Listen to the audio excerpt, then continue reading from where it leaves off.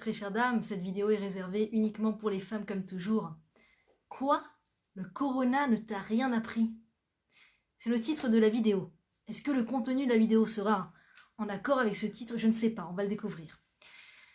Je pense que le corona, enfin tout ce qui se passe en ce moment, nous pousse pour les plus sensibles à se remettre en question et dans le sens positif, observer les merveilles que nous procure cette situation un peu forcée d'un côté, mais d'un autre côté tellement bénéfique pour les gens, pour les gens de la maison, pour énormément de choses, à énormément de niveaux. Il y a énormément de personnes qui réussissent à observer tout le positif qui découle de cette situation un peu imposée par la force divine, mais malgré tout, qui amène avec elle des choses positives. Des choses positives. Les gens, j'entends à droite à gauche, des personnes qui arrivent à des conclusions positives, à des conclusions saines,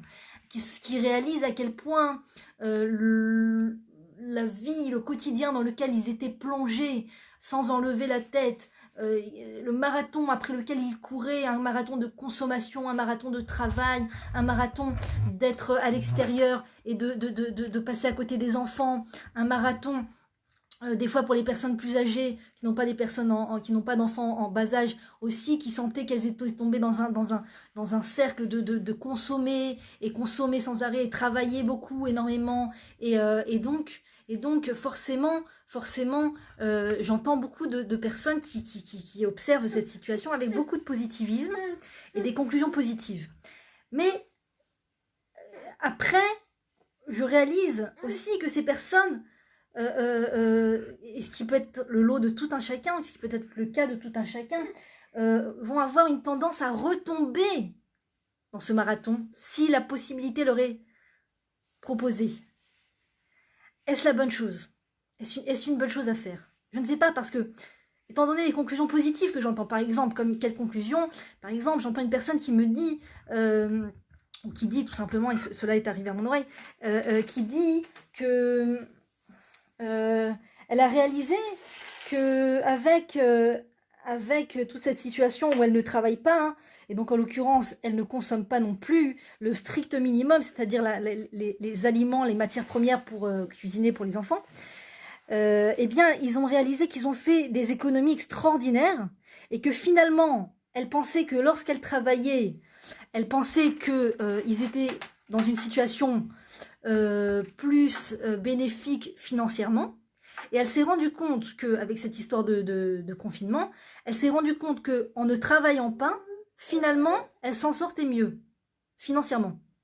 Parce qu'il y avait moins de dépenses inutiles, plus de dépenses sur les sites internet de Chine ou de aucun pays, puisque les aéroports étaient fermés, plus de centres commerciaux, plus de vêtements ou de jeux ou de choses inutiles, que le strict minimum. Au final, la personne se rend compte et réalise que financièrement, elle s'en sort mieux. Elle s'en sort mieux.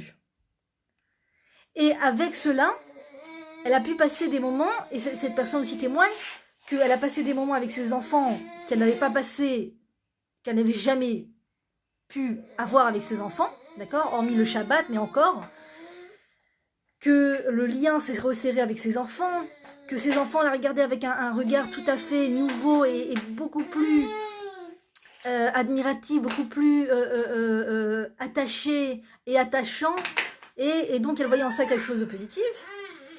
Et donc j'étais très contente jusque-là d'entendre toutes ces choses, tous ces échos, jusqu'à que j'entende que l'ancien patron de cette personne, enfin le patron qui dans la boîte dans laquelle la personne travaillait, a repris contact avec cette personne, qui a vu que elle s'en sort mieux quand elle ne travaille pas et que le lien avec ses enfants s'est fortement amélioré. Son patron la rappelle. Et tout de suite, elle se remet à lui dire que oui, elle est là, elle est prête à venir travailler s'il faut. Si la boîte rouvre, elle est la première à pouvoir venir. Et que il lui dit, tu es sûre, il faut que tu te donnes à fond. Et elle dit, À fond, qu'est-ce que ça veut dire à fond? J'ai des enfants. Ah, si tu as des enfants, c'est possible. Enfin, si tu nous dis que tu vas pouvoir te donner à fond, il se peut qu'on ne te prenne pas parce que on va prendre moins de personnes que d'habitude. On va prendre moins de travail, moins de travailleurs. Et là, la personne se justifie. Elle dit si, je serai là à fond. Vous inquiétez pas, je serai là pour la boîte. Je vais venir, je veux revenir dans la boîte et tout ça. Et je dis mince. Le corona ne t'a donc rien appris. Ah, quel dommage.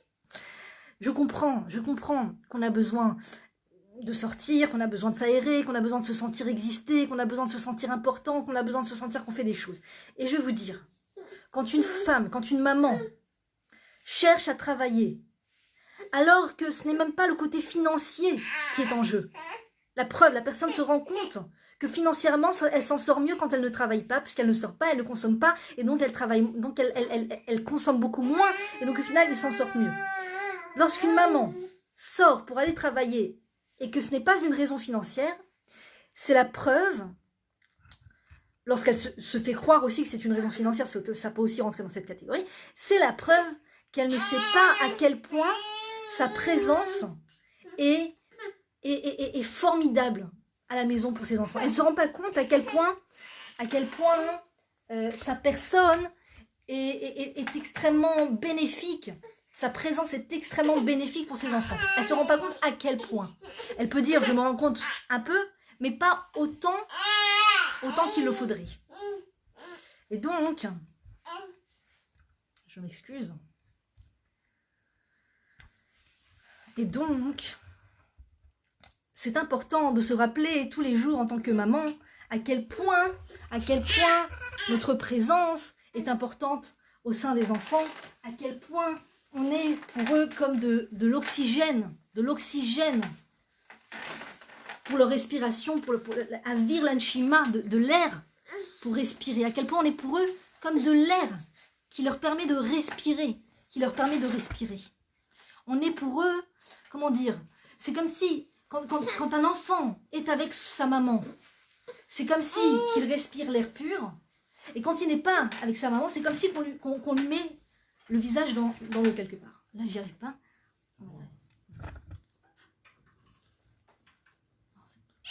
Merci.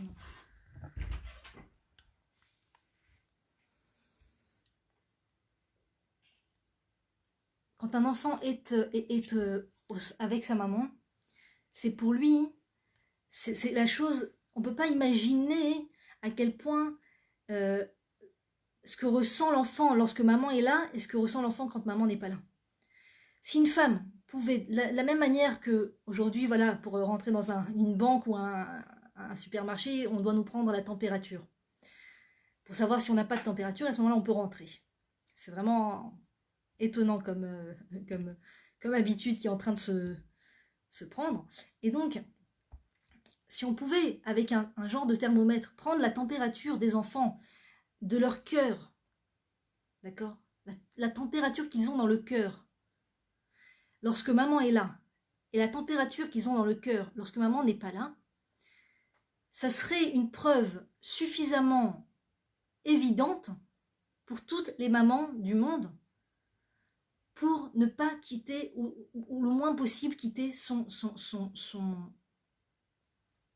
foyer et s'éloigner de ses enfants. D'accord ? Les petits comme les grands, les petits ayant encore un besoin encore plus fondamental de leur maman. Ça ne veut pas dire que la maman n'a pas le droit de sortir ou n'a pas le droit de s'aérer, ou n'a pas le droit de prendre un moment pour elle.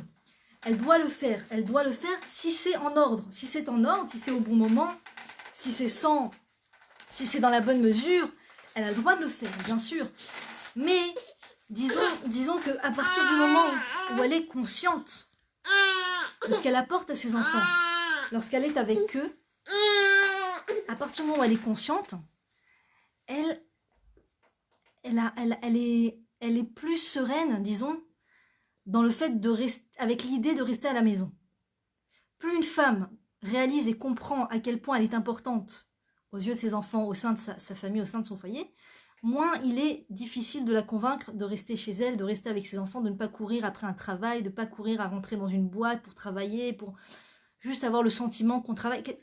C'est-à-dire que si on se rend compte que financièrement, ça n'apporte rien de plus à la vie, si ce n'est plus de consommation inutile, d'accord, au prix de quitter la maison, au prix de quitter les enfants, pourquoi est-ce qu'une femme est quand même prête à payer ce prix-là? Pourquoi est-ce qu'elle est quand même prête à sortir de la maison, à travailler, à re-rentrer dans des consommations inutiles et à re-rentrer dans ce système de marathon inutile pour elle, pour ses enfants, pour sa famille, inutile parce que un enfant ne se souviendra pas des pyjamas ou des super couvertures ou de la décoration ou des jeux qu'ils ont reçus. Ils ne se souviendront pas de ça. Ça, ils s'en souviendront peut-être un petit là, mais ils se souviendront surtout, ils auront surtout gravé dans leur mémoire intérieure, dans leur confiance en eux, ça sera gravé en eux, le nombre d'heures qu'ils ont passé avec maman, le temps, la qualité, enfin la qualité et la quantité de temps qu'ils ont passé avec leur maman à la maison. C'est ça, la maman c'est A, c'est le grand A, c'est A. Et tout le reste c'est B. Tout le reste c'est B. Ça veut dire que quand un enfant a sa maman, il a tout, d'accord? Alors, les usines de consommation, de jeux, moi je me souviens, Loal et nous, quand on avait encore la télé en France, je me souviens quand on habitait en France et qu'on avait la télé là-bas, je me souviens combien on était matraqués, moi, mes frères et sœurs, on était matraqués, et tous ceux qui ont la télé, c'est le cas, par les pubs de jouets, matraqués par les pubs de jouets. Toute la semaine, pubs. C'est-à-dire entre chaque dessin animé, vas-y, encore des pubs de jouets, et des pubs de jouets, et la poupée qui fait ça, et la cuisine qui fait ça, et le truc qui fait ça. L'appareil à bulles, le truc, et bien sûr, les enfants qui voient ça toute la journée, au bout d'un moment, ils en ont envie. Alors que naturellement, ils n'ont pas envie de ces choses-là, ils n'ont pas besoin. De temps en temps, ça leur fait plaisir pour leur anniversaire, pour les encourager à faire quelque chose, un petit truc, mais ils n'ont pas foncièrement besoin de ça. Ils peuvent tout à fait vivre sans ça. Par contre, sans maman, ils ne peuvent pas vivre. Ils vivent beaucoup moins bien sans maman, même avec une tonne de jouets, que avec maman et un minimum de jouets, voire s'il n'y a pas la possibilité, 0 jouet. S'il y a maman, il y a tout. S'il y a maman, il y a tout. Pour un enfant, pour un bébé, pour un enfant, il y a tout. Donc je me souviens, on nous matraquait la tête avec toutes ces pubs. Toutes ces pubs à la télé. Et on va y arriver les amis. Et quand c'était pas les pubs télévisées, c'était les catalogues de jouets, bien sûr, qui arrivaient jusque dans notre boîte aux lettres et que l'on regardait le Shabbat. Donc la télé c'était la semaine, Shabbat c'était les catalogues et comme ça on était matraqués. Et à la fin, bien sûr, on avait des listes gigantesques. Maman, achète-moi ça, maman, achète-moi ça, maman, achète-moi ça. Et du coup, pour acheter ça, il faut travailler. Il faut beaucoup travailler. Donc, c'est un vice qui existe. Et on peut, en tant que maman, décider de ne pas faire entrer ce vice à la maison en n'exposant pas ses enfants à des pubs de jouets ou ni des catalogues, ni quoi que ce soit. Moi, plusieurs fois, mes enfants ont reçu un catalogue au travers d'une boîte de jeux. Ils ont pris beaucoup de plaisir à le lire et tout ça. Et discrètement dans la nuit, je suis allée le mettre à la poubelle pour pas qu'ils aient les idées trop, peut-être c'est extrémiste, je ne sais pas, mais pour qu'ils aient pas la tête trop dans ces choses-là. Logiquement, ils peuvent s'en sortir sans une tonne de jouets. Et le principal, c'est maman. Donc, quand une femme a réalisé que sans travailler, elle s'en sort mieux financièrement, et que ses enfants bénéficient de sa présence, et que dès qu'elle a l'occasion, elle retourne quand même travailler. Qu'est-ce que ça vient expliquer? Qu'est-ce que ça vient nous mettre en alarme? Sur quoi est-ce qu'on doit se poser la question? Pourquoi est-ce qu'on en arrive à une telle situation? C'est tout simplement parce que la maman n'a vraiment pas conscience. Elle a une conscience presque nulle peut-être, sans juger, hein, on passe tous par là à un moment dans notre vie, c'est très certainement, moi je me souviens que je repense, pour mon premier enfant, je me souviens j'avais posé la question, à quel âge il faut mettre un enfant à l'école, et on m'a dit 9 mois c'est l'idéal. La première personne qui passait par là, je lui ai posé la question, elle m'a dit 9 mois c'est l'idéal, j'ai écouté, j'ai mis mon enfant à 9 mois pour son bien, entre guillemets. Bien qu'aujourd'hui, j'ai conscience que ce n'est pas du tout, un enfant n'a pas à 9 mois du tout besoin d'être mis en structure maternelle ni quoi que ce soit. Il a besoin de sa maman, un point c'est tout. Et plus ça dure, mieux c'est. plus ça dure, mieux c'est. On apprend dans la Torah que Hana a allaité son fils Shmuel 2 ans et qu'elle l'a gardé, je crois, 3 ans chez elle. Et ensuite, elle l'a amené au temple, là où elle avait promis à Dieu de mettre son enfant pour qu'il puisse servir Dieu et apprendre des prêtres là-bas. Et en tout cas, pendant 2 ans, 3 ans, elle l'a allaité, elle l'a gardé chez elle. Donc on apprend de ça que c'est ça, au niveau de la loi, une femme allaitante est considérée allaitante 2 ans, d'après la loi. C'est-à-dire que si, par exemple, je vous avais raconté ce cas où, par exemple, une femme perd son mari, que Dieu préserve, logiquement, elle devrait attendre 2 ans avant de se remarier. Bien sûr, si vous avez un doute, posez la question à Rav. Parce que au cas où elle est enceinte, qu'elle a un bébé, au moins elle peut l'allaiter 2 ans. Donc c'est vraiment, voilà, la Torah met l'accent dessus. La Torah met fortement l'accent dessus. Et en fait, quand moi j'ai apporté mon fils à 9 mois au GAN, j'avais une conscience nulle. Nulle. Presque nulle. Je savais que l'allaitement c'était important, mais voilà, pas plus que ça. Et encore, c'était pas des sources toraniques que j'avais lues ou appris, c'était uniquement des sources de forums de mamans, des choses comme ça. Donc j'avais déjà un petit indice sur ce qui était important, comme l'allaitement. Et donc, mais à part ça, je ne connaissais pas grand-chose. Et donc, j'avais une conscience qui était presque nulle concernant les besoins de mon bébé. Et je me dis, en fait, que de la même manière que mon bébé ne parlait pas, en fait, de la même manière qu'il ne disait pas de mots, qu'il ne m'expliquait pas ses besoins, d'accord, donc il avait un vocabulaire 0 encore, et bien de la même manière, à ce moment-là, j'avais une conscience 0 de ses besoins, en fait. À part ses besoins physiques, mange, prends la purée, maintenant dors, fais pipi, je change la couche, toutes ces choses-là physiques, laver, tout ça, j'avais une moindre conscience, enfin une conscience du moment présent, mais conscience de qu'est-ce que ça fait à mon bébé quand c'est moi qui l'ai dans mes bras, et qu'est-ce que ça lui fait quand il est dans les bras d'une étrangère, ou qu'est-ce que ça lui fait quand il est dans les bras même de sa mamie. Je savais pas qu'il sentait une différence, en fait. Et avec les années, Dieu merci, et avec l'étude de la Torah concernant ce thème de l'éducation de l'enfant, de l'enfance, de qu'est-ce que l'enfant ressent, de qu'est-ce qu'il a besoin, ma conscience va en augmentant, Dieu merci, et plus les enfants viennent, à chaque fois, je me souviens quand j'amenais les enfants au GAN, la maîtresse d'école voyait que j'amenais les enfants de plus en plus tard. C'est-à-dire le premier, je l'avais amené à 9 mois, celui d'après à 1 an, celui d'après 2 ans, celui après, je ne l'ai même pas amené. Elle me dit, c'est quoi la différence entre tous tes enfants? C'est quoi la différence? Pourquoi lui, tu l'as amené là? Et je dis, c'est juste la conscience, en fait. C'est juste l'apprentissage que j'étudie.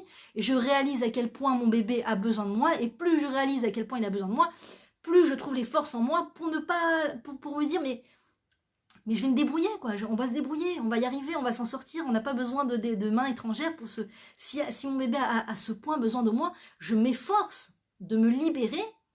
Et je dis pas que ça vient en 1 mois, ça vient pas en 1 an, ça vient c'est une vie de se libérer petit à petit des choses qui nous enferment, qui nous rendent esclaves, qui nous donnent le sentiment qu'on a plein de choses plus importantes à faire que de s'occuper de ses enfants. On s'en occupe, mais on a plein de choses quand même très importantes, donc si on peut les reléguer, c'est le mieux. On prie dans son cœur à un moment pour que quelqu'un puisse s'en occuper. Je me souviens il n'y a pas longtemps, j'ai assisté à un cours extraordinaire, un cours où le Rav, c'est le Rav Benisha qui parlait de sa fille, Aléa Shalom, que Dieu venge son sang, donc il y a eu, voilà, elle a perdu la vie il y a quelques années de cela, et elle était maman de plusieurs enfants, et donc un petit bébé qu'elle venait d'avoir, qu'elle venait d'accoucher, qui avait uniquement 3 mois. Et je ne vais pas raconter tous les détails un peu tristes et très, très attristants, mais enfin bref, son bébé avait 3 mois, et il raconte à chaque fois qu'il parle de sa fille, il insiste sur ce détail, que c'était je crois son 6e enfant, et cette fille, elle avait attendu longtemps parce qu'elle avait eu des garçons les uns après les autres, et quand sa fille est arrivée, elle la prenait dans les bras, et elle ne la lâchait pas, et elle ne la remettait entre les bras de personne. Et chaque fois que quelqu'un disait, tu veux que je te la prenne, elle disait non merci, j'ai attendu suffisamment de temps, je la garde dans mes bras. Et elle la gardait autant que possible. Et elle prenait énormément de plaisir à jouer avec son petit bébé de 3 mois. Énormément de plaisir. Et elle n'était pas dans un état d'esprit. Vas-y, prends-la. Vas-y, je t'en prie, prends-la. Vas-y, prends-la, prends-le, prends-le. Et c'était mignon. Enfin, c'était mignon. L'anecdote qui suit était mignonne parce que je me souviens, j'étais moi à ce moment-là quand j'ai écouté ce cours avec mon bébé. Et mon bébé, je l'avais mis dans un genre de grosse poussette énorme qui était à la sortie, qui était juste en dehors comme ça. Et je suis sortie comme ça, il y a une femme qui l'a pris dans ses bras. Et à ce moment-là, je vais pour le roi, elle me dit non, vas-y, profite, je te le prends, vas-y, profite. Je dis, ah, t'es gentil, non, mais ça va, je profite pas plus sans mon bébé dans les bras. Elle me dit, ah si, je sais ce que c'est, parce que moi, quand j'ai accouché, j'attendais qu'une chose, c'est qu'on les prenne dans les bras, c'est que les autres les prennent dans les bras. C'était marrant parce que je venais de sortir de ce cours, j'en venais d'entendre que voilà, il y avait une importance à les prendre soin, quoi, à prendre à pas être là toujours en demande que les autres les prennent et toujours en attente que quelqu'un puisse enfin nous décharger de ce poids. C'est pas un poids, c'est on nous dit à Simchat Torah, les hommes portent des Sefer Torah dans les mains. C'est les hommes qui dansent avec les Sefer Torah. Et parfois, il y a des femmes qui posent la question, pourquoi est-ce que les hommes ont des Sefer Torah dans les bras et dansent avec les Sefer Torah nous, les femmes, on est moindres qu'eux pour ne pas danser avec les Sefer Torah. Et en fait, nous, on porte des Sefer Torah chai, des Sefer Torah vivants.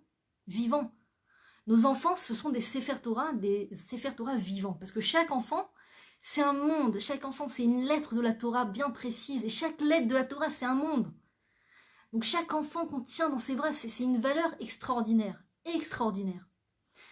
Et plus plus on étudie ce sujet, on approfondit ce sujet, on approfondit l'importance des enfants, on approfondit l'importance de la maman dans sa maison, et moins on est ouvert à courir après des invitations extérieures aussi grandes qu'elles soient. Moi, je vous souviens, je raconte souvent ce détail, que avant de décider d'être à la maison, j'étais architecte, donc j'avais un diplôme d'architecture, j'avais ma boîte d'architecte que je venais d'ouvrir fraîchement. Et donc, il a fallu que je fasse toute cette remise en question jusqu'à que je décide que je veux arrêter complètement de travailler. Ça a été toute une prise de conscience. Dieu m'a bien aidée en m'envoyant toutes sortes d'obstacles et de choses et de bâtons dans les roues, entre guillemets, ce qui m'a rendu un très grand service, Dieu merci. Et donc, voilà, j'ai arrêté de travailler et je me suis concentrée sur mon foyer. Et de temps en temps, il y avait des appels de l'extérieur, comme ça, des invitations de l'extérieur. Et je disais toujours, c'est Dieu qui est en train de me tester pour voir jusqu'à combien je suis sûre de moi que ma place, elle est chez moi. Donc il y avait toutes sortes. Alors quand je venais fraîchement de dire ça y est, je reste à la maison, c'était vraiment le summum de l'invitation, mais vraiment c'était à mourir de rire parce que des choses que j'avais attendues toute ma vie, d'accord, qu'on me propose juste après que j'ai fermé ma société.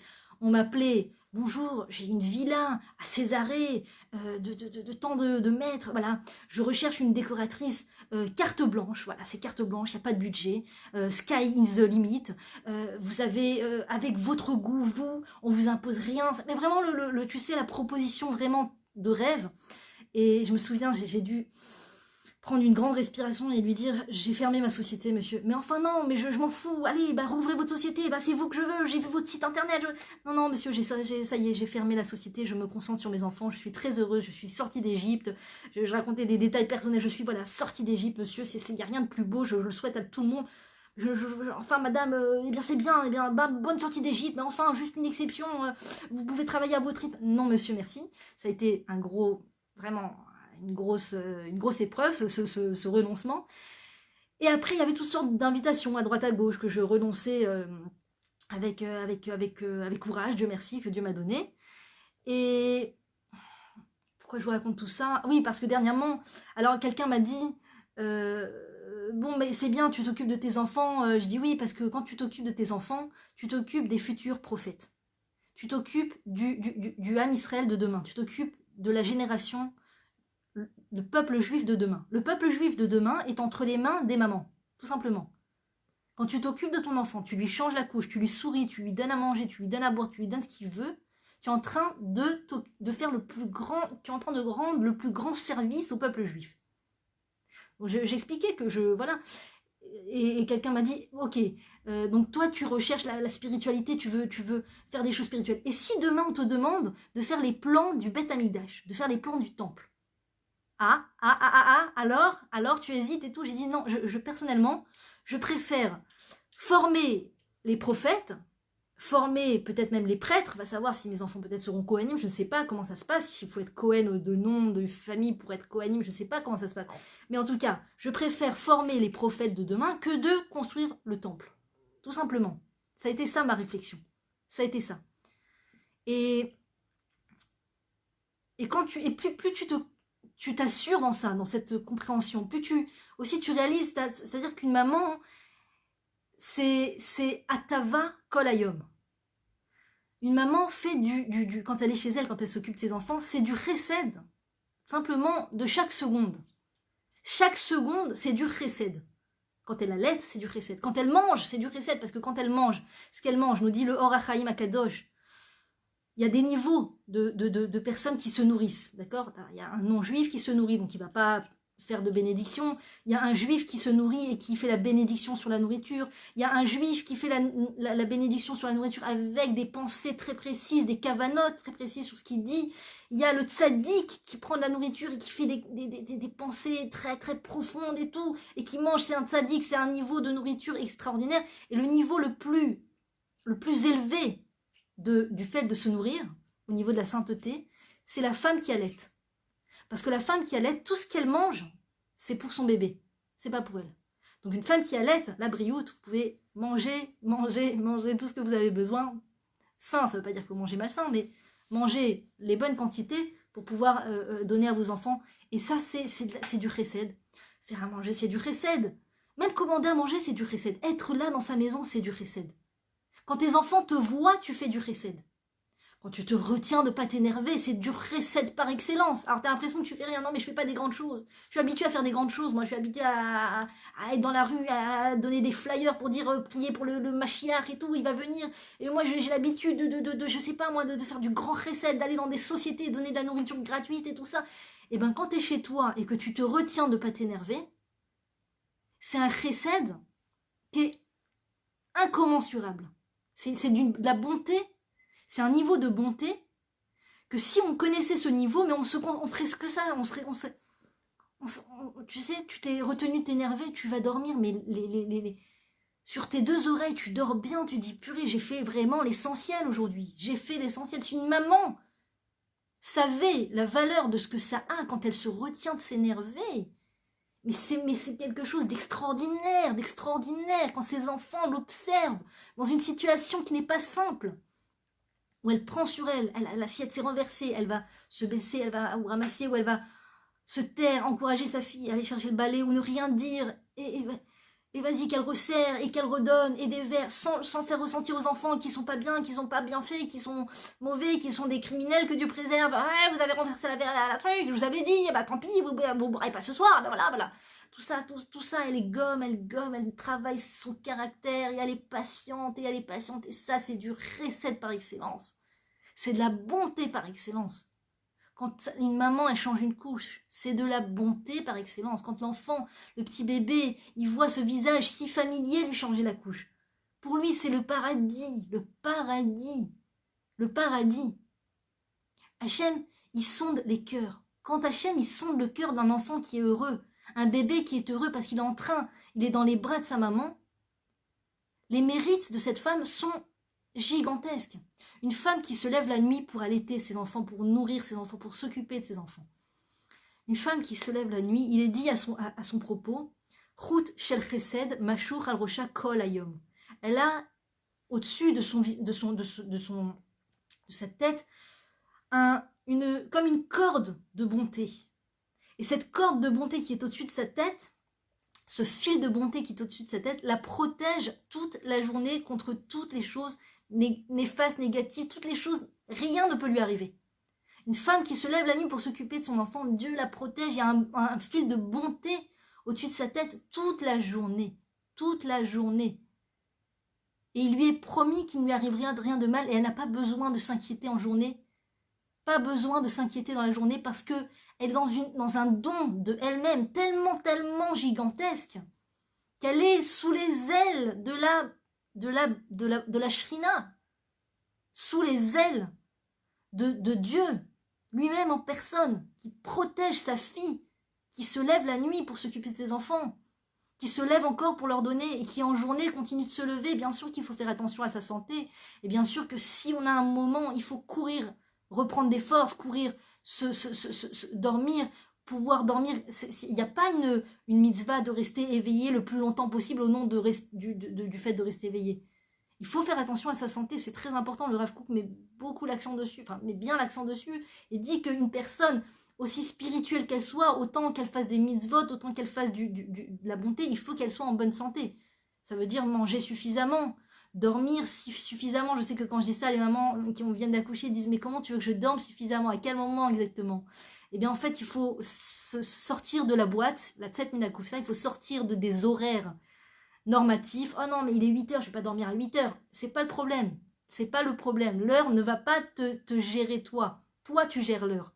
Toi, tu dis quand tu as besoin de dormir. Si maintenant le bébé, il dort et qu'il y a un moyen de dormir, la Rabbani Dina qui insiste sur le fait qu'il faut donner de la nourriture saine aux enfants, elle dit de temps en temps pour que la mère puisse dormir, si tu peux leur donner un petit paquet de bamba ou leur donner un nouveau jeu que tu as acheté ou que tu as mis de côté pour qu'ils soient occupés, pour que tu puisses dormir, et tu lui dis, mes amours, ne réveillez pas maman, j'ai besoin de dormir un peu.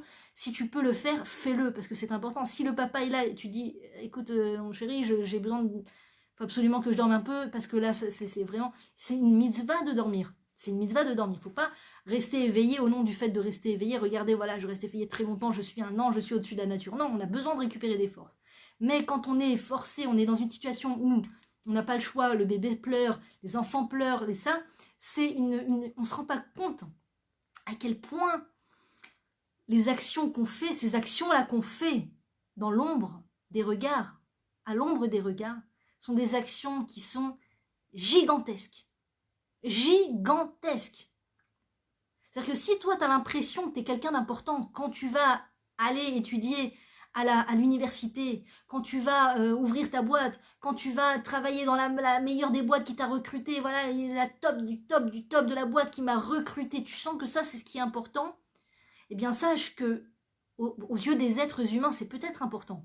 Aux yeux des êtres humains, c'est peut-être même très important. Mais sache qu'aux yeux d'Akadosh Baruch Hu, aux yeux d'Hachem, quand tu changes une couche, c'est plus important. C'est beaucoup plus important. Parce qu'au final, c'est le résultat qui compte. Quand tu es parti travailler dans la meilleure des boîtes, tu as senti intérieurement que ça te remplissait, tu as senti que tes parents étaient fiers de toi, tu as senti que le boss était fier de toi. Mais au final, qu'est-ce que tu as vraiment apporté au monde? Alors que quand tu changes une couche, tu apportes énormément au monde. Ce peuple de demain, lorsqu'il est à la maison et qu'il est encore au tout début de l'âge, au tout début de la vie, vraiment le début de la vie, et il éponge encore de la chaleur de maman, encore de la chaleur de maman. Maman est encore là, elle ne m'abandonne pas, elle ne me laisse pas avec des personnes que j'ai pas l'habitude d'être avec eux. Même la meilleure des grand-mères ne remplace pas la maman. Même la meilleure des grand-mères, c'est différent, c'est totalement différent pour le bébé. Il sait qui c'est qu'il a porté 9 mois. Il le sait, il le sent, à l'odeur, il peut dire si maman est là ou pas.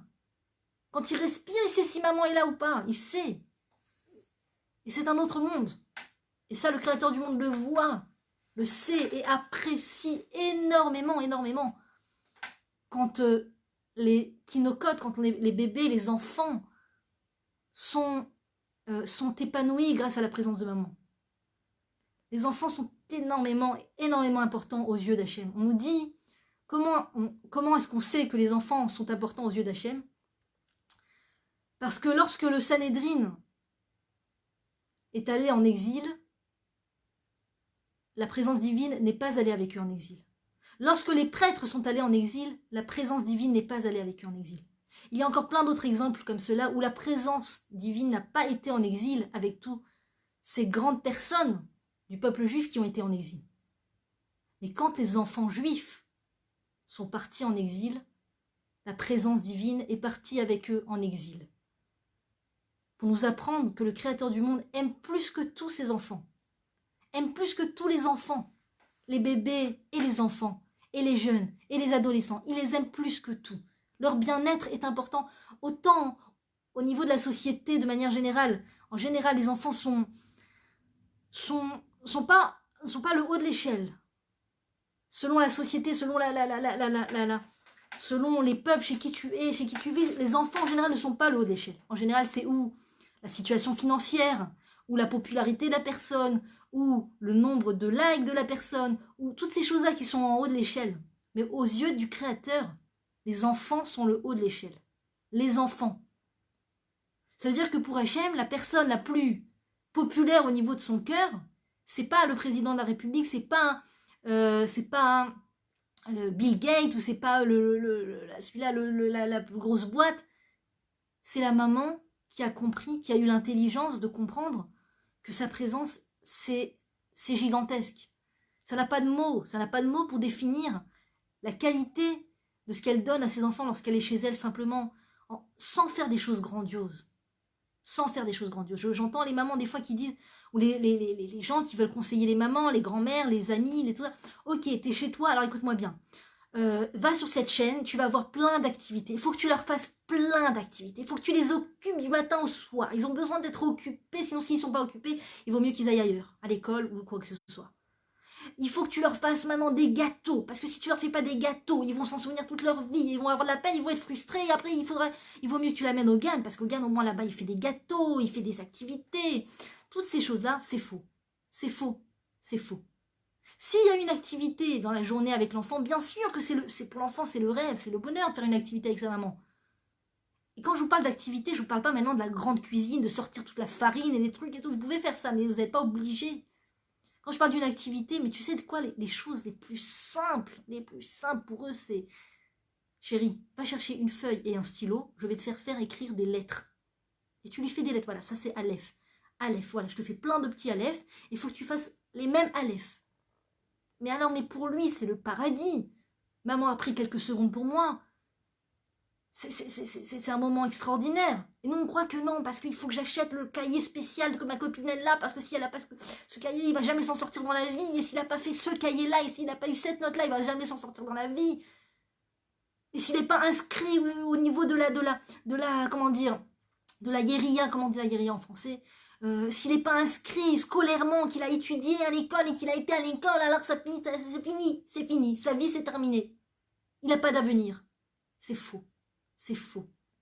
Comme je vous disais, plus un enfant éponge la présence de maman, la patience de maman, parce que je suis consciente que c'est pas tout la présence, il faut aussi être patiente, il faut être sympathique, parce que si on est... c'est pas tout cool, c'est pas cool. Donc la patience, la chaleur, l'affinement du caractère de maman, plus à la même manière que comme une cheminée qui prend des forces, qui prend du gaz pour pouvoir chauffer toute la maison, plus un enfant a épongé cette patience de maman, cette présence de maman, etc., plus il va pouvoir réchauffer les autres, réchauffer sa maison, réchauffer son intériorité déjà. Parce qu'on nous dit que Tov les Hatzmo, Tov les Hamo. Si un enfant, si une personne est bien avec elle-même déjà, alors elle pourrait être bien avec son peuple. Mais si tu l'empêches de prendre ces énergies dont elle a besoin, et tu lui dis, sois une bonne personne, sers ton peuple, sois quelqu'un d'idéaliste, il faut être quelqu'un d'idéaliste, il faut que tu sois quelqu'un d'idéaliste. Un enfant, c'est pas avec des discours qu'on le construit. C'est pas avec des discours. Autant qu'on soit idéaliste, c'est pas en parlant de discours idéalistes qu'on va construire des enfants idéalistes. Et c'est ça qu'on veut, nous. On veut des enfants idéalistes. Des enfants qui aiment le peuple juif. Des enfants qui sont prêts, des adultes qui sont prêts à s'efforcer et à faire ce qu'il y a à faire pour faire plaisir à leur créateur, pour faire plaisir, pour faire avancer ce tikkun, cette réparation du monde, pour que le monde soit plus réparé, qui aspire à la réparation, qui aspire à l'idéalisme, qui aspire aux bonnes vertus, qui aspire à toute cette sainteté que le Créateur attend de nous. Kedoshim Tiyu, c'est cette paracha. On veut des enfants qui plus tard seront des adultes qui seront saints, qui auront envie d'être saints, qui n'auront pas envie de fauter, Ça les intéresse pas de fauter, ça leur dit pas, même si la porte est grande ouverte, à la faute, allez, vas-y, éclate-toi, amuse-toi. Ah non, j'ai pas envie. J'ai pas envie de tomber si bas, j'ai pas envie de... Parce que j'ai une valeur, ma vie a une valeur, je sais que mes parents m'aiment, je sais que ma maman m'aime, je sais que ma maman m'a tellement donné dans mon enfance, j'ai pas envie d'aller vers ces personnes qui me proposent des choses bizarres. D'accord? Toutes sortes de drogues, d'alcool, de sorties bizarres et tout ça. J'ai pas besoin de ça. Je veux pas me salir. Je sais que je suis quelqu'un qui a une valeur. Quand une personne faute, c'est parce qu'elle ne connaît pas sa valeur. Si plus une personne faute, plus ça prouve qu'elle ne connaît pas sa valeur. Quand tu connais ta valeur, tu ne fautes pas en tant que personne juive. Quand tu connais ta grandeur, quand tu connais ta sainteté, toutes les personnes du Ham Israël sont saintes, toutes les personnes du Ham Israël sont pures, toutes les âmes du Ham Israël sont pures, toutes les âmes du Ham Israël sont saintes. Donc toute personne juive a une valeur formidable, extraordinaire. Si une personne juive voit sa valeur de ses propres yeux, ce qui nous est caché, elle ne faut, on n'a même pas besoin de la convaincre, il n'y aurait pas besoin d'avoir des cours de Torah. Ça serait évident pour elle. Où est sa place, comment elle doit agir, et comment elle ne doit pas agir, et à quoi elle a le droit de penser, à quoi elle n'a pas le droit de penser. Ça serait évident pour elle. Mais comme une personne parfois va vivre, et c'est pas pour en vouloir aux parents, mais c'est pour justement aller dans un chemin de réparation. Plus une personne dans l'enfance, malheureusement, a subi des situations difficiles, a été sortie de la maison avant l'heure, a été sortie de la maison trop d'heures à l'extérieur, n'a pas eu cette présence de maman, et a eu des choses pas faciles, d'accord? Maman s'énerve, maman en veut, maman se venge, tout ça, toutes ces choses-là difficiles qu'un enfant vit, eh bien, ça lui fait perdre à ses yeux sa propre valeur. Il se convainc encore un peu, et encore une fois, qu'il n'a pas de valeur. Si maman n'a pas le temps pour moi, c'est que je n'ai pas de valeur. Si maman s'énerve contre moi, c'est que je n'ai pas de valeur.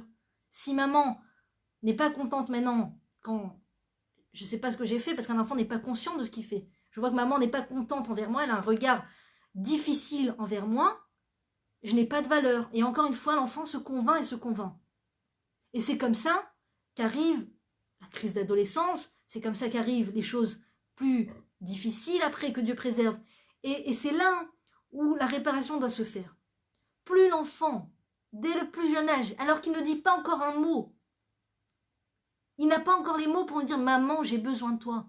Maman, tu es l'air que j'ai besoin de respirer. Tu es l'air pour que je puisse vivre.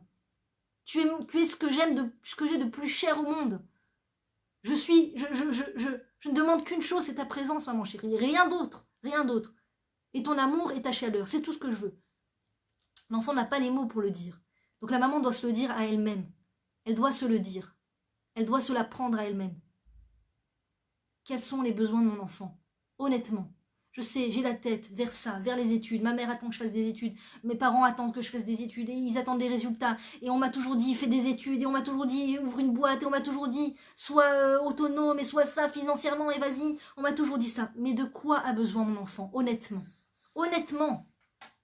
Honnêtement. Est-ce qu'on est dans une situation où si je ne vais pas sortir maintenant travailler, est-ce qu'on est à la rue? Honnêtement. Ou alors oui, je veux des beaux habits. Je veux des habits comme ça pour mes enfants. Oui. Mais est-ce que c'est ça qu'ils ont besoin? Non, les enfants ne se souviennent pas de ces choses-là. Ils ne se souviennent pas de ces choses-là, pas du tout. Un enfant ne se souvient pas comment il a été vêtu, pas du tout. Pas du tout, moi je mets que des pyjamas roses à mon fils. Et je m'en rends même pas compte, personne ne s'en rend compte, ça ne me dérange pas, ça ne dérange personne. C'est les pyjamas les plus à l'aise et les plus chauds. Pourquoi je vais aller acheter des pyjamas bleus alors que... Le seul moment où je me rends compte, c'est quand quelqu'un a reçu une photo de moi et à ce moment, mais hé, ton fils, il a un pyjama bleu, qu'est-ce qui se passe? Un pyjama rose? Alors, un petit effort, c'est pas parce que t'es à la maison qu'il faut se laisser aller. Et moi, je pense que c'est pas des choses que les enfants se souviennent. Si tu les envoies, moi, je sais que souvent les mamans, je vois dans les magasins de vêtements comme ça, des vêtements très à la mode, très à la mode, mais âge 0, ça veut dire âge 0, tu peux trouver les trucs les plus à la mode, les plus branchés, alors que c'est pas à l'aise. Alors que c'est même des fois dangereux, il y a des outils, des trucs, des machins, des autocollants sur les habits, tu sais pas, si le truc il peut se détacher. Bon, que Dieu préserve. Et je me dis, mais qui achète ces choses-là? Et en fait, c'est quand les mamans, elles envoient leurs enfants à la maternelle ou chez des gardiennes d'enfants, qu'elle commence à se dire, bon, alors il faut que je lui achète des vêtements pour aller à la maternelle, pour aller chez la gardienne d'enfants, je ne peux pas le mettre en pyjama, ça. Alors que s'il est à la maison, quel est le problème de laisser un bébé en pyjama? Il n'y a aucun problème. Pourquoi on commence à se poser des questions, comment je vais l'habiller, tout ça, il faut que je l'habille, il lui faut des vêtements, parce que je vais l'envoyer à la gardienne d'enfants. Tout ce temps de pensée, de réflexion, d'aller au centre commercial, d'acheter des vêtements pour aller chez la gardienne d'enfants, tout ça, c'est inutile. C'est inutile. Ça serait beaucoup plus bénéfique si c'était transvasé en temps de où je suis chez moi, j'ai le droit de sortir, j'ai le droit de me faire plaisir, j'ai le droit d'acheter quelque chose, j'ai le droit de prendre du temps, il n'y a pas de problème. Mais ne pas croire que c'est comme ça, il faut envoyer les enfants chez la gardienne d'enfants, donc il leur faut des vêtements pour l'extérieur. Ce sont des bébés, ils n'ont pas besoin de ces choses-là, ils ne se souviendront pas de ça. Ils se souviendront, ils auront inscrit dans leur carte mère à vie le nombre de fois où ils n'ont pas eu à pleurer parce que maman a disparu comme ça dans l'horizon, comme ça, parti de façon vagabonde, comme ça, on ne sait plus où maman est là. Il y a un moment, une longue période où le bébé, quand maman disparaît, il pense que Dieu préserve, que maman n'est plus, que maman meurt, que Dieu préserve. C'est pour un enfant, on ne se rend pas compte. On ne se rend pas compte. Il y a des gens il y a des techniques d'éducation que Dieu préserve totalement faussées, qui te disent que quand le bébé pleure, c'est rien, fais comme si... Tu sais quoi, quand il pleure, imagine qu'il rit. C'est comme si qu'il rit. Quand il rit, bah quand il pleure, c'est comme si qu'il rigole. Mais pas du tout, quand un enfant pleure, c'est qu'il y a quelque chose de sérieux. C'est sérieux pour lui. Ça ne veut pas dire qu'on doit être dans un état de stress important quand le bébé pleure, c'est pas le problème. Mais comprendre qu'il y a une raison pour laquelle il pleure. Quand maman s'éloigne de lui et qu'il pleure, c'est pour venir nous signifier à quel point maman est très, très, très importante pour bébé. Maman est très importante pour bébé jusqu'à tard. L'enfant est extrêmement dépendant de sa maman. Extrêmement dépendant. Et on veut nous faire croire, on fait du lavage de cerveau du matin au soir pour nous faire croire que le bébé n'est pas dépendant de sa maman. Le bébé peut tout à fait être indépendant. Il faut qu'il soit indépendant le plus tôt possible. Et c'est faux. Tout ça, c'est du mensonge. On nous vend du mensonge. Au nom de la société de consommation, parce qu'il faut que maman aille travailler, parce qu'il faut qu'elle consomme, parce que le plus important, c'est que les boss et les directeurs se remplissent les poches. Il faut que la société fonctionne au niveau de l'argent et du fric et de la rentabilité, etc.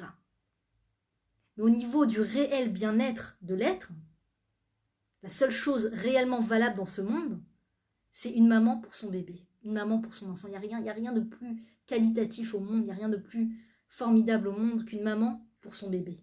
On a beau inventer toutes sortes de gadgets, et le biberon comme ça, et le biberon comme ça, et le truc comme ça, et le truc comme ça. Tout ça, l'enfant n'en a rien à cirer, mais rien à faire. Je vois les parents, avant d'être parents des fois, avant même d'être parents, quand ils sont juste... La maman est enceinte pour la première fois, la femme est enceinte pour la première fois. Des fois, les parents, ces personnes, ces jeunes personnes, moins jeunes des fois, vont dépenser une énergie et un temps et de l'argent à acheter des choses et encore et ça, et attends, j'ai pas acheté ce gadget, et attends, il faut que je fasse ma liste de naissance pour qu'on m'achète ce gadget, et achetez-moi ce gadget, et les amis, achetez-moi ce gadget, ah, j'ai pas ce gadget, il faut ce nouveau gadget, et tout ça. Et on tombe dans un truc de folie d'achat pour le bébé, et les listes d'achat, et ça, et si t'as pas ça, tu peux pas t'en sortir, c'est fou, il y a rien, à part à la limite les couches qui sont quand même une bonne invention. Et encore, il y a des couches des fois non jetables pour celles qui veulent, qui est pour les courageuses, mais personnellement non merci. Bref, les couches c'est l'essentiel bien sûr, un bébé a besoin de couches. Et à part ça, c'est tout. Mais c'est tout. C'est-à-dire que tout ce qui vient après, c'est bonus. Le bébé peut même dormir des fois sur un matelas au sol, des fois il peut dormir sur le matelas avec maman, que ce soit de façon sécuritaire, je dis pas, si tu peux acheter un lit, achète un lit, il n'y a pas de problème.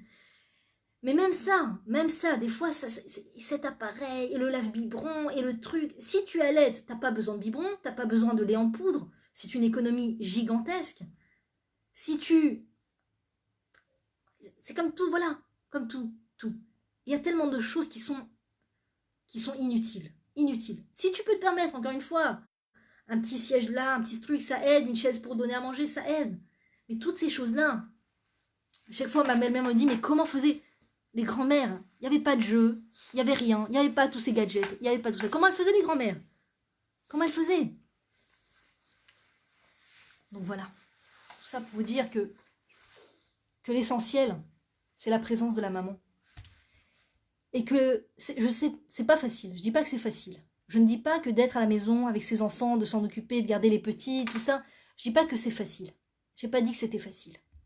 C'est un effort, mais qui est fortement rémunéré pour la maman et pour les enfants. Qui, après, par la suite, se remplissant de toute cette chaleur que maman leur donne, vont par eux-mêmes être des gens pleins de chaleur pour leur peuple, plein de chaleur pour leurs enfants, plein de chaleur pour leurs conjoints. Si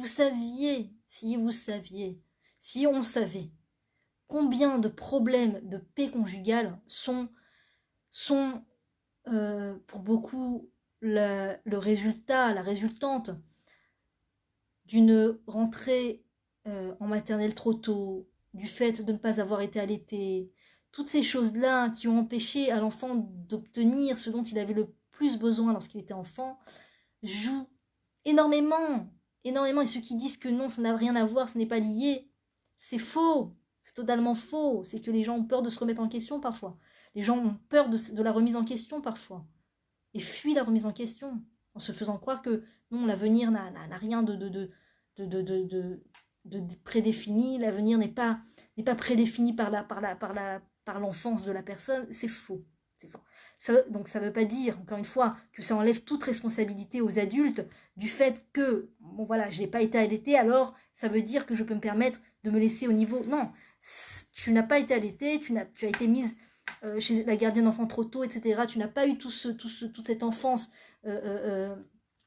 idéale.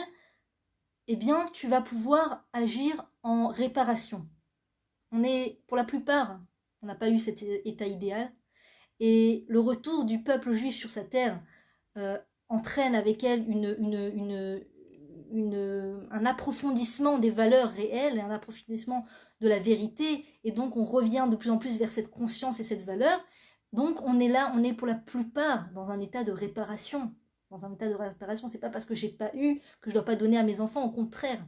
Justement parce que je n'ai pas eu et je suis consciente à quel point cela est dommageable, que je dois moi aussi m'efforcer de le donner à mes enfants et m'efforcer de me réparer aussi dans le couple. Encore une fois, ça ne veut pas dire que je n'ai pas eu cette enfance idéale, donc je dois me laisser aller avec mon mari, parce qu'il n'y a pas de réparation. Au contraire, ça veut dire que les efforts seront plus difficiles peut-être, mais chaque action que je fais a une valeur gigantesque, parce que la valeur d'un acte, c'est en fonction de l'effort que ça nous demande. C'est en fonction de la valeur de l'effort que ça nous demande. Donc le fait de s'occuper de ses enfants, c'est pas facile. Il y a des femmes qui me disent mais regarde, toi, Livia, t'es faite pour ça, moi je suis pas faite pour ça, moi regarde, je suis pas une personne qui est faite pour ça. Et c'est faux. C'est faux. Moi aussi, je croyais que j'étais pas faite pour ça. Moi aussi, quand j'étais en plein dans mon rêve de carrière, j'étais certaine que moi, ma vie, c'était la carrière. C'était pas les enfants. Moi aussi, il y a eu un moment comme ça dans ma vie. Et on répare avec le temps, Baruch Hashem, on répare. Donc ça veut pas dire qu'une maman n'a pas le droit de prendre un moment pour elle et qu'elle doit se mettre des choses inutiles sur les épaules maintenant et tout ça.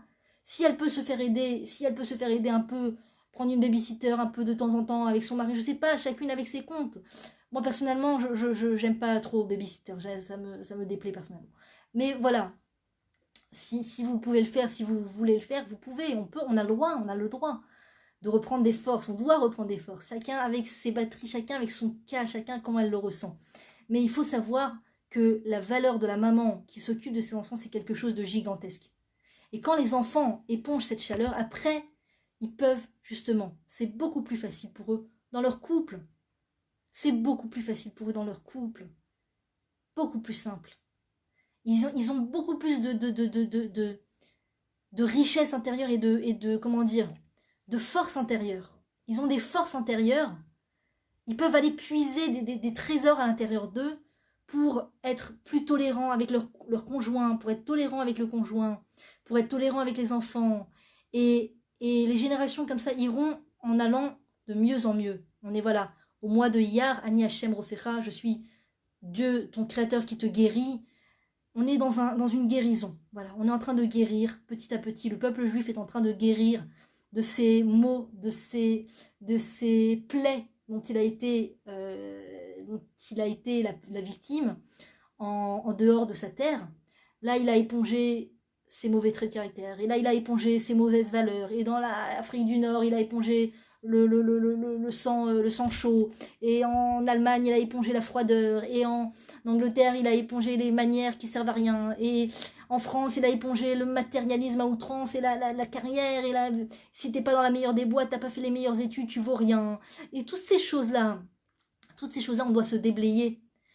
Koumi nous dit le chant de Shabbat. Koumi, comment c'est?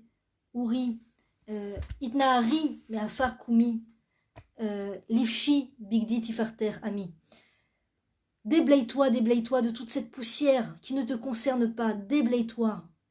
Et, mon cher peuple, et revêt ton magnifique vêtement, ton vêtement de magnificence. C'est quoi ce vêtement de magnificence?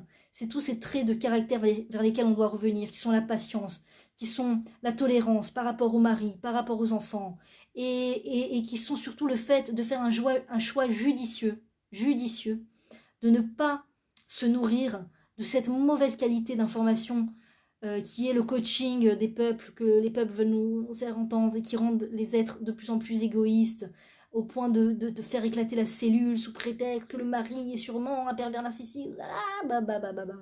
Beaucoup de boue et malheureusement de boue qui salissent l'être. Et parfois même une personne a quitté l'exil, est venue dans le pays d'Israël et malheureusement est très mal informée parce qu'elle se baigne dans tous ces vidéos d'informations sur internet qui sont pas bonnes. Choisir la bonne source, vraiment faire ce geste courageux de se brancher à la bonne source, de trouver les bons cours de Torah et de grandir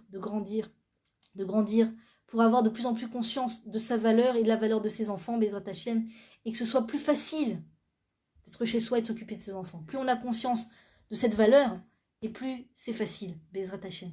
À très bientôt, mes très chères dames. Que Dieu vous bénisse, à tous.